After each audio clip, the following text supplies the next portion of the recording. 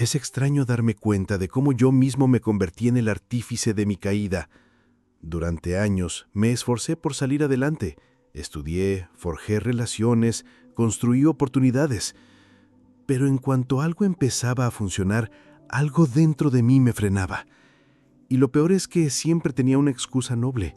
No era el momento, no estoy listo, esto no me conviene. Pero en el fondo lo sabía. Era el miedo. Era el viejo ciclo actuando, silenciosa y precisamente. Este ciclo no grita, sino que susurra.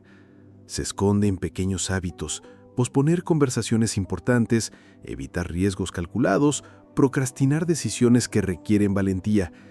De repente, me vi saboteando un proyecto prometedor solo porque requería una versión de mí misma que aún no aceptaba. Y entonces todo se vino abajo, pero no porque el mundo me detuviera. Fue porque me esforcé por volver a poner los pies en la tierra. Lo he dicho tantas veces que he perdido la cuenta. He cambiado de trabajo, de ciudad, de relación, pero el resultado siempre era el mismo. Era como si diera vueltas en círculos dentro de mí. Y cada vez que daba una vuelta, dejaba un rastro de frustración. Me pregunté, ¿por qué aunque me esfuerzo tanto, siempre vuelvo al mismo punto? Fue entonces cuando comprendí que intentarlo no es suficiente si en el fondo sigues programado para fracasar. Lleva tiempo darse cuenta de que hay un patrón, y aún más tiempo admitir que ese patrón soy yo, que hasta que rompa este ciclo invisible, seguirá venciéndome con la misma delicadeza de siempre, con excusas plausibles, con miedos disfrazados de prudencia, con recaídas que parecen casualidades, pero no lo son. Nada de esto es casualidad. Es repetición. Y por incómodo que sea admitirlo, ahí es cuando empieza el cambio. Cuando dejé de culpar a los demás y empecé a afrontar la historia que escribía con mi propia pluma. Pero para cambiar ese guión, tuve que afrontar una verdad aún más dura. Vivía en una mentira cómoda. Me sorprendí diciendo, ¿todo está bien?, cuando claramente no era así. Y lo curioso es que con el tiempo empecé a creérmelo. Mentir es cómodo. Alivia la tensión momentánea, enmascara el dolor crónico y en cierto modo justifica la parálisis. Es más fácil decir que no tienes tiempo que admitir que tienes miedo. Es más fácil decir que no eres una prioridad que confesar que te sientes incompetente. Estas mentiras son sofisticadas. No vienen a gritar, «Oye, vamos a sabotearnos hoy». No, se presentan como protección, como un colchón emocional entre mí y la realidad. Dije que no quería ese trabajo porque no me sentaba bien, pero en el fondo no creía que pudiera sostenerlo. Dije que no quería una relación seria cuando lo que me asustaba era que me vieran de verdad. Y así es como muchas personas quedan atrapadas, no porque no tengan opciones, sino porque han creado una narrativa tan bien construida que se ha convertido en su identidad. Cuando alguien dice, «Este soy yo», lo que en realidad está diciendo es, «Esta es la historia que elegí creer para no tener que cambiar». El cerebro se adapta a la trama, por muy limitante que sea, y la vida continúa, pequeña pero segura, estancada pero predecible. El problema es que la verdad no desaparece solo porque la ignore. Empieza a filtrarse por los rincones, en insomnios recurrentes, en rupturas repetidas, en oportunidades que se escapan sin explicación lógica. La vida empieza a darme señales de que mi historia interior ya no respalda el mundo exterior, y cuando las mentiras se desmoronan, solo queda mi propia cara desnuda en el espejo. Fue en ese momento que empecé a preguntarme, ¿qué más me estoy ocultando? Porque si no soy completamente sincera conmigo misma, seguiré tropezando con las mismas piedras mientras finjo estar en un nuevo terreno. Y entonces, una vez más, me encontraré tomando decisiones que ni siquiera son mías. Son respuestas inconscientes a heridas que todavía me niego a afrontar. Durante mucho tiempo, creí tomar decisiones libres, elegir caminos, hacer planes, fijar metas, pero poco a poco me di cuenta de que algo más antiguo estaba al mando. No era razonamiento, era dolor, pequeñas heridas que nunca sanaron, pero que retiré de mi mente. Pero lo reprimido regresa, y cuando regresa no viene como un recuerdo, sino como un patrón de comportamiento. La verdad es que el trauma no necesita gritar para controlar tu vida. Se esconde en los no que dices sin saber por qué, en los sís que ofrece solo para evitar el rechazo, en cada decisión que parece lógica, pero en realidad es miedo camuflado. Empecé a darme cuenta de esto cuando me di cuenta de que evitaba a ciertas personas, ciertos entornos, no por madurez, sino por miedo a revivir viejos dolores. La gente cree que el trauma solo se trata de las cosas abiertamente traumáticas, abuso, pérdida, violencia, pero a veces el trauma es más sutil, es la sensación constante de no ser lo suficientemente bueno. Es crecer escuchando que los hombres no lloran o que nunca se puede hacer bien. Es ser ignorado en momentos cruciales y ahora compensarlo diciendo que sí a todo solo para ser aceptado. Y luego creces, con la mente de un adulto pero cargando con las decisiones de un niño herido. Fue entonces cuando me di cuenta de que había pasado toda mi vida intentando arreglar algo que sucedió hace décadas. Pero, ¿cómo sanas algo que ni siquiera reconoces? El dolor no desaparece leyendo un libro ni escuchando una conferencia, es afrontándolo. Es cuando te sientas con tu propia historia y dices, te veo y ahora elijo diferente. Pero eso requiere valentía. La valentía de volver al origen de la herida, no para volver a sufrir, sino para comprender quién tomó el control. Y si no afronto este trauma, sigue decidiendo por mí. Sigue empujándome hacia relaciones familiares, proyectos frustrados y ciclos de pérdida y culpa, hasta el día en que decido dejar de obedecer al miedo disfrazado de protección.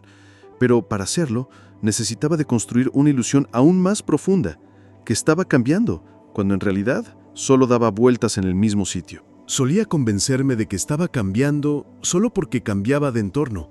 Me mudé a una nueva ciudad, comencé un nuevo curso, redefiní mis metas. Pero con el tiempo, me di cuenta de que todo esto era movimiento, sin profundidad. Porque cambiar por fuera es fácil. Lo realmente difícil es abrir el corazón y cambiar los cimientos. El problema es que la mayoría de las veces nos engañamos pensando que mudarse es evolución. La verdadera transformación no ocurre cuando algo empieza, sino cuando algo dentro de mí muere. Una creencia, una adicción, una vieja forma de ver la vida. Y eso duele. Por eso es tan común fingir un cambio.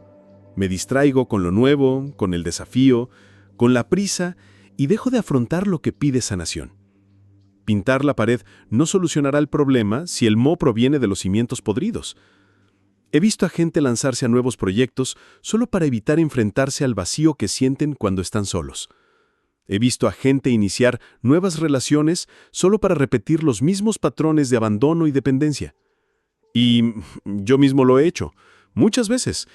Dije que estaba avanzando, pero solo estaba dando vueltas. El cambio fue superficial, no estructural. Cambiar requiere más que fuerza de voluntad. Requiere autoconfrontación. Requiere mirar hacia adentro y preguntarse, ¿qué no estoy dispuesto a soltar todavía? Porque mientras ciertas estructuras emocionales permanezcan intactas, cualquier intento de cambio no será más que una obra bien montada. Y lo peor es que, en esta obra, yo soy el público, y doy una ovación de pie, creyendo que he evolucionado. Fue en ese momento que las cosas empezaron a ponerse incómodas, porque si de verdad quería una transformación real, tendría que enfrentarme a lo que siempre había evitado, el caos interior. Y es curioso, porque cuanto más intentas huir del caos, más se presenta, de las formas más sutiles y en los momentos más inoportunos. Cada vez que dejaba de ordenar lo que me molestaba, el caos regresaba con más fuerza. Y no volvía en vano, volvía porque encontraba espacio. Un espacio que yo misma permití crecer, pensando que ignorar el problema era más fácil que enfrentarlo. Pero el caos no desaparece, simplemente cambia de forma. Y cuando menos lo esperas, regresa y te cobra intereses. El orden requiere disciplina, estructura y afrontar lo que está fuera de lugar. Y eso es agotador, lo sé. Pero huir de él es como dejar un grifo goteando en una casa vacía. Con el tiempo, el daño llegará. He huido de conversaciones importantes, decisiones difíciles y límites que debían establecerse. Y el resultado, relaciones rotas, ansiedad constante y esa sensación de que todo está a punto de estallar. El caos empieza con las pequeñas cosas. Los platos que se acumulan, el correo que no contestas, la conversación que pospones, pero no se detiene ahí. Se infiltra en tus relaciones, tu trabajo, tu cuerpo. Se transforma en enfermedades, adicciones, crisis. y de repente lo que parecía insignificante se convierte en una avalancha emocional, simplemente porque elegiste tu zona de confort por encima de la responsabilidad. Y la responsabilidad da miedo, sí, porque te obliga a salir del piloto automático. Te exige decir, esto es mío, me encargo de ello, lo soluciono. Pero solo cuando empecé a responsabilizarme de lo mío, incluyendo mis propios fantasmas, el caos empezó a disiparse. No desapareció, pero empezó a respetarme, porque por fin estaba poniendo orden en lo que antes fingía no ver. Pero aún había una sombra que me acechaba, incluso después de intentar organizar todo a mi alrededor. Un miedo antiguo, profundo, casi imperceptible, que me hizo retroceder justo cuando estaba a punto de ganar. Y fue este miedo el que, sin darme cuenta, saboteó todo progreso. Es curioso cómo, justo cuando todo empieza a salir bien, aparece esa voz sutil que te dice que va a fracasar. Y he caído en esa trampa más veces de las que me gustaría admitir. No fue mala suerte, no fue el mundo en mi contra, fue miedo. Un miedo silencioso, casi elegante. No grita, vas a fracasar, sino que susurra, ¿podrás con el éxito? Este miedo es insidioso porque no se presenta como miedo. Se disfraza de perfeccionismo, cautela, racionalidad. Diría que necesitaba reflexionar un poco más, esperar el momento oportuno, reflexionar. Pero detrás de eso, existía el miedo a madurar y no estar a la altura de la nueva versión de mí mismo. El progreso requiere que me reinvente, y eso da miedo, porque significa desprenderse del viejo yo, y el viejo yo es cómodo, aunque sea limitante. He visto este miedo hacer que personas inteligentes se detengan ante una gran oportunidad. He visto a gente destruir matrimonios, negocios, amistades, todo para evitar la responsabilidad emocional que conlleva el éxito. Y yo mismo, en la cima de un logro, he dado un paso atrás sin motivo alguno. Como si algo dentro de mí me dijera, esto es demasiado para ti. El miedo no es el problema. El problema es dejar que guíe tus decisiones. Porque cuando el miedo se convierte en el motor, empezamos a frenar en cada giro que requiere valentía. Y con el tiempo, el cerebro aprende a asociar el crecimiento con el dolor, el progreso con la amenaza, la victoria con la exposición. Así, sin darse cuenta, la persona empieza a dar vueltas en círculos solo para evitar correr otro riesgo. Y fue en este círculo vicioso de autoprotección disfrazado de prudencia que me di cuenta de algo aún más inquietante. Quizá el problema no era el miedo en sí, sino quién creía que debía ser para superarlo. Porque, en el fondo, había construido toda una identidad para seguir fracasando, y aún no tenía el valor de abandonarla. Me costó entenderlo, pero un día lo comprendí. Una parte de mí estaba apegada al fracaso porque me definía. Construí una identidad en torno al dolor, las limitaciones y el casi éxito. Decía que quería ganar, pero en el fondo temía no reconocerme sin la historia que siempre me contaba. La historia del tipo que se esfuerza tanto pero nunca lo logra. Era cómodo ser la víctima, porque ser protagonista requiere sacrificio. Lo más insidioso de todo esto es que esta identidad no parece destructiva, parece realista. Soy así, siempre he sido así, esto nunca me funciona. Frases aparentemente inofensivas que actúan como cemento alrededor del alma. Cada una de ellas me aferraba a una versión vieja, estancada y limitada, pero familiar, de mí mismo. Y lo familiar siempre se siente más seguro que lo desconocido, aunque nos asfixie. Me di cuenta de que me estaba protegiendo, porque cambiar de identidad es como matar una parte de uno mismo, y nadie quiere morir, ni siquiera por dentro. Nos aferramos incluso a las peores versiones de nosotros mismos, siempre que nos den un sentido de pertenencia. Yo era la que siempre se derrumba al final del camino, la que no es buena con el dinero, la que no puede confiar en nadie. Y aunque odiaba esas frases, me definían. De construir esta identidad requirió más que autoconocimiento. Requirió acción, pequeñas victorias, empezar a actuar como alguien diferente antes incluso de creerlo. Y poco a poco, esa estructura interna empezó a ceder. No fue magia, requirió trabajo. Pero cuando vi que podía ser otra persona, no solo en teoría, sino en la práctica, comencé a cuestionar todo lo anterior. Pero cuestionar quién has sido hasta ahora es peligroso, porque sacude el tejido mismo que sustenta todas tus decisiones pasadas. Y una vez que eso empieza a desmoronarse, surge la inevitable pregunta: si ya no soy esta versión limitada de mí mismo, ¿quién soy? Y es entonces cuando la responsabilidad llama a tu puerta y finalmente aparece la verdadera oportunidad de liberación. La liberación solo comenzó cuando dejé de señalar hacia afuera y comencé a mirar hacia adentro. Fue difícil admitirlo, pero era cierto. Mientras culpara al pasado o al sistema y a los demás, permanecí en el mismo lugar. El ciclo solo se rompió cuando dije: esto es mío y soy yo quien tiene que resolverlo. La responsabilidad no es una carga, es la única salida. Pero nadie quiere oír eso porque es trabajo duro y duele.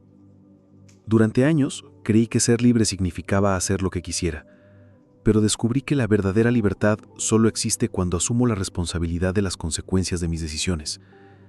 Cuando comprendí que cada pequeña decisión, levantarse temprano, terminar lo que empezaba, cumplir mi palabra, era construir un edificio o destruir mi futuro, todo cambió.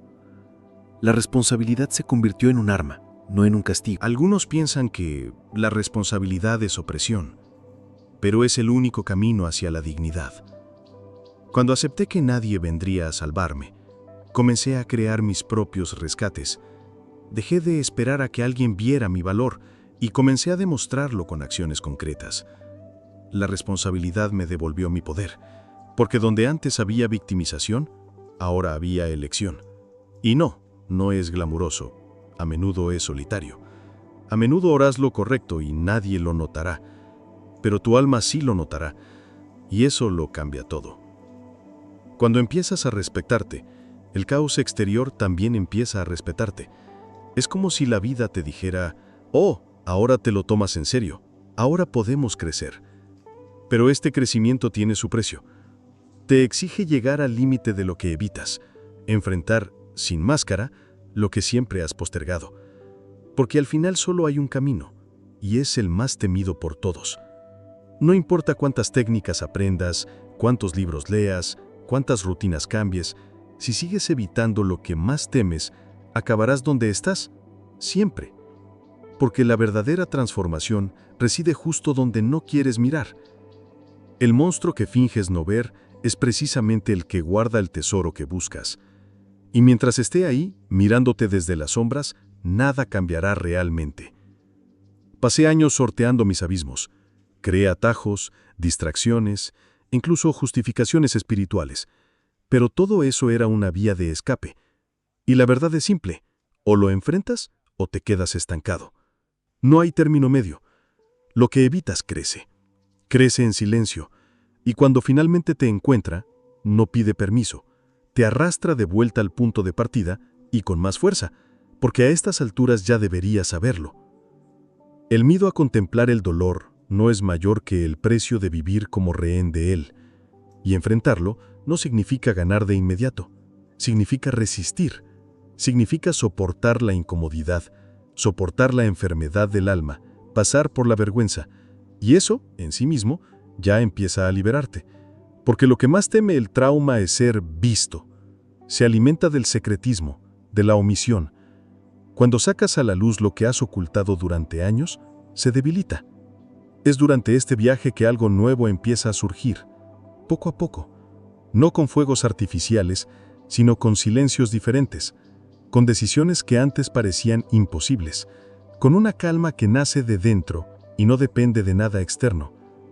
La vida empieza a reorganizarse cuando te reorganizas, y todo empieza con el acto más difícil: dejar de huir de ti mismo. Pero es curioso cómo al hacer esto, algo cambia, porque el punto de retorno, ese lugar al que siempre volvías, empieza a desaparecer. Deja de ser un destino y se convierte en un recuerdo.